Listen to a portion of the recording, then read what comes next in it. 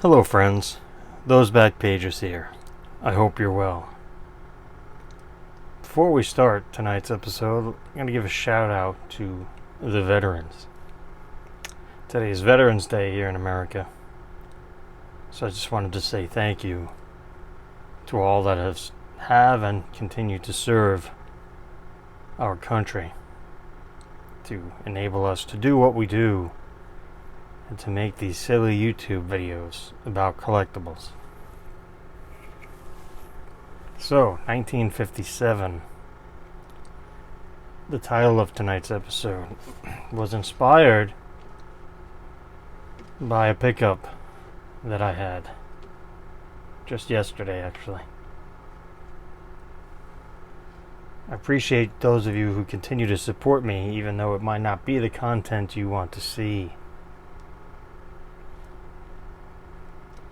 Have some mail here, but first, 1957.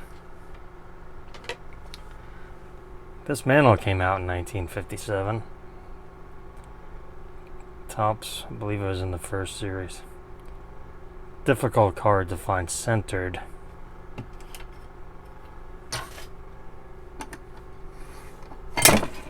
But easy to knock over. See if we can do that again. This is a sweet combo card with Mantle and Yogi Berra. Number 407. So I do believe this was the first multiplayer intentional, 53 color Bowman, I suppose. But, at least for Topps, that was the first. Just a great looking card. I think that's Hank Bauer actually in the background. Which, is a flashback to the 53 Bowman color. I believe it has the three of them in it as well. Also in 57 was probably still one of the most underappreciated players in the hobby. Even with his passing, I believe it was last year. And that is Frank Thomas. Frank Robinson, rookie. This is again, it's a tough card to find centered, and it's still underpriced, I guess, if, saying something is underpriced in 2021, at least for cards, pretty difficult. Then from the football side of things, we had Bart Starr's rookie was in 1957. And then one more sports card from 57. Johnny Unitas rookie from 57 Topps. Now let me see. Well, that's not even in the picture. Don't have that wide angle lens going on, but you saw it.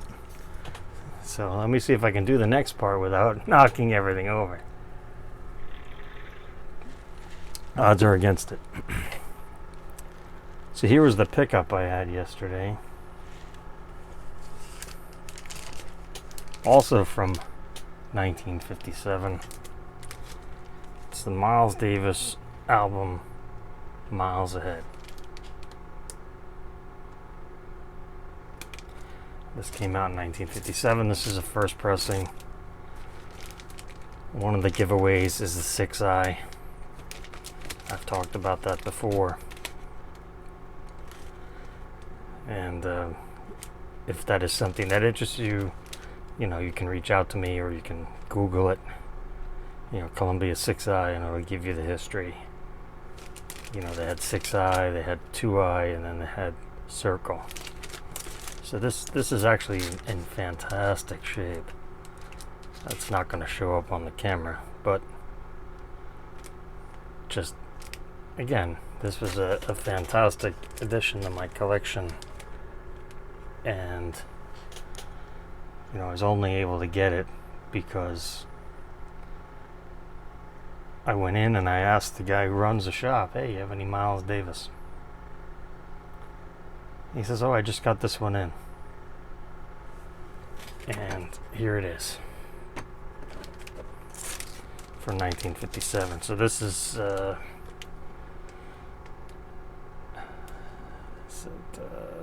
64 years old.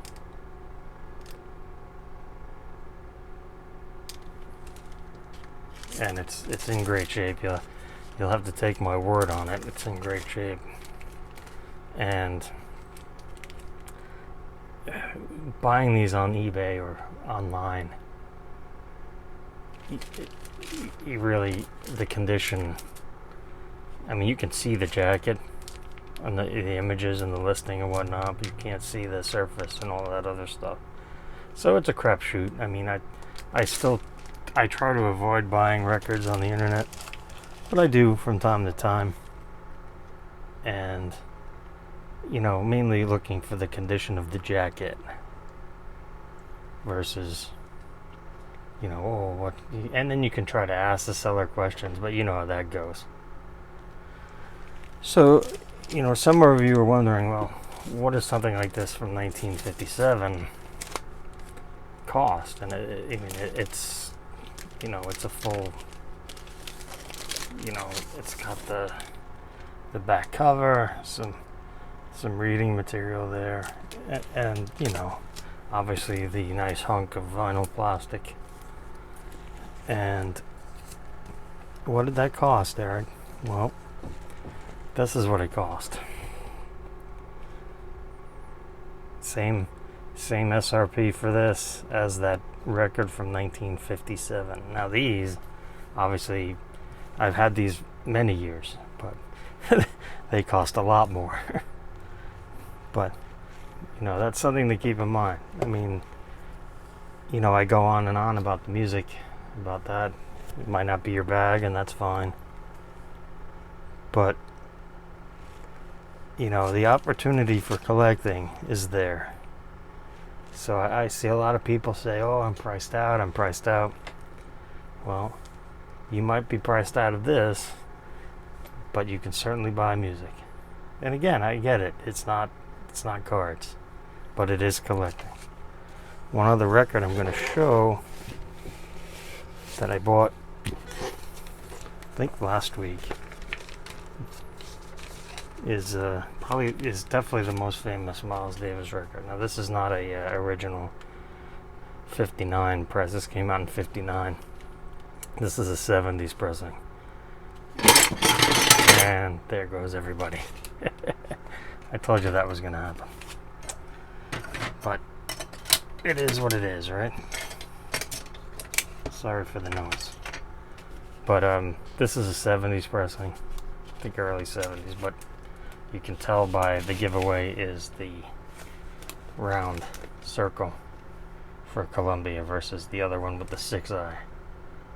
So, you know, in the mid 1970, they went to this label on the record, and they've never changed it since. It's kind of a little bit confusing when you're shopping, but it does make for interesting hunting, and especially, you know, Miles Davis's record from 1970, Bitches Brew, which is a fantastic, deep, it's heavy. Wouldn't recommend that for beginners, and I'm pretty much a beginner, but it is what it is. But point being is that came out in mid-70s, so right around the time they were changing from 2-eye to circle. And so trying to pick up a copy of Bitches Brew on 2-eye, just because it's one of the early, not only is it one of the early pressings, but it's just, it adds to the hunt of everything.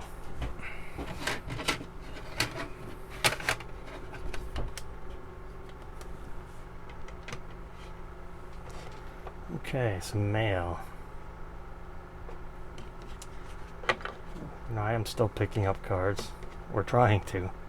I guess would be a better way to describe it, because we know how that goes with the price of everything now. But I did pick up some nice Sotos. So this Optic 21 Optic blue, numbered 15 of 75 on the back. Nice shine. Blue is always nice. This is a sepia parallel from 21 Stadium Club. Yeah, I picked all these up raw for the Z Food. Mosaic 21. No etching on the Mosaic. No etching on the Optic either, unfortunately. I think player outline. Yeah, player outline, but no etching. Of course, Stadium Club I picked up. Topps Finest. Baseball. Juan Soto, not numbered. These are just the. Actually, this is just the base card. I don't think there is a non-refractor version of this. But pick these up for the Z Folio, and here's a few Optic base hollows. Just some super shine. Couple bucks each. Nothing. I think this was $4. So nothing was that might have been 3 or 4 as well. You know, just nice, affordable Juan Soto cards to put in the Z, because it's fun and you gotta have fun when you're doing this. I did get in a couple Tom Brady's. I know it's it might be an unpopular opinion, but I'm not a huge fan of this. I prefer the regular silver like this than the Mosaic or old school atomic tops from the the late 90s. But I won this at auction. It was like $32. I mean, come on. That's just it's Tom Brady. I mean, actually, the green kind of goes with the green on the flip that everybody seems to hate. But you know, these slabs are just fantastic. But it is what it is. If it never catches on, I can continue to pick them up cheap.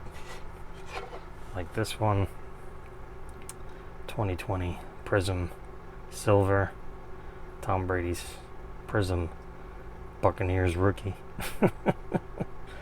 But I did get a fantastic price on this. Probably about the same price as raw. And it's only an 8.5. I mean, and this does have the sub, so that's cool. Centering is off, but centering on all these prisms seem to be off. I don't know about 8.5 is a little rough. I mean, and it is in the baggie. Don't like that. But this one is not in the baggie, as it should not be in the baggie. But that's been beaten to death. But I mean, this does have the etching. Look at the helmet. The 2 on his 12. See if the camera's gonna focus. His wristband, his armband there. The face mask. The Buccaneer logo on the shoulder. The shoes. Just fantastic. You know, I love me some Prism. So hope you enjoyed tonight's episode. I hope you are enjoying collecting whatever it is you may be collecting. As long as it brings you joy, that's what matters. Oh, one thing I did want to mention that I think I've mentioned before, but I'll mention it again because, hey, why not? Sometimes we need to pound stuff into people. But, you know, I know I talk about this a lot, but the box set, the CD box set, and the vinyl box set to an extent, vinyl box sets are not cheap. And, but these CD box sets, like this Elektra Doors Elektra, the label, put this out. I can't even remember. I tried to look it up. I forgot to look it up, but there's no copyright date on there. But why, you know, this and this Beatles mono CD, these are CDs, but if you didn't see this before, but they're mini LPs. But they're CDs inside, and it totally replicates the original packaging, which is just, just a fantastic. This was actually made in Japan, but issued in America, and it's got a booklet, Beatles in mono. But again, what is the incentive? Now that we're nearing the end of 2021, what is the incentive for Apple to, as I screw up the, whoopsie, that's no bueno, but it is what it is. That's what was on the back. What is the incentive for Elektra and Apple to, put these out now? This is a replica of the original with the crucifix on the back. What is the incentive? This costs money. This is not cheap. Well, I guess in relative terms, but this is not cheap to produce. All the intricacies that go into having all of the albums in here. Replicated like the originals. What is the financial incentive is not there. I mean, the cost of having these things made versus what they would sell for versus all that stuff, and you add in the current state of events in all the production facilities and the pipelines all being messed up. Everything is plastics and paper. There's issues with these productions. So if you see these things in the wild, I bought this at one of the local record shops for $30. I mean, come on, that's ridiculous. This was a bit more, but that's for another time.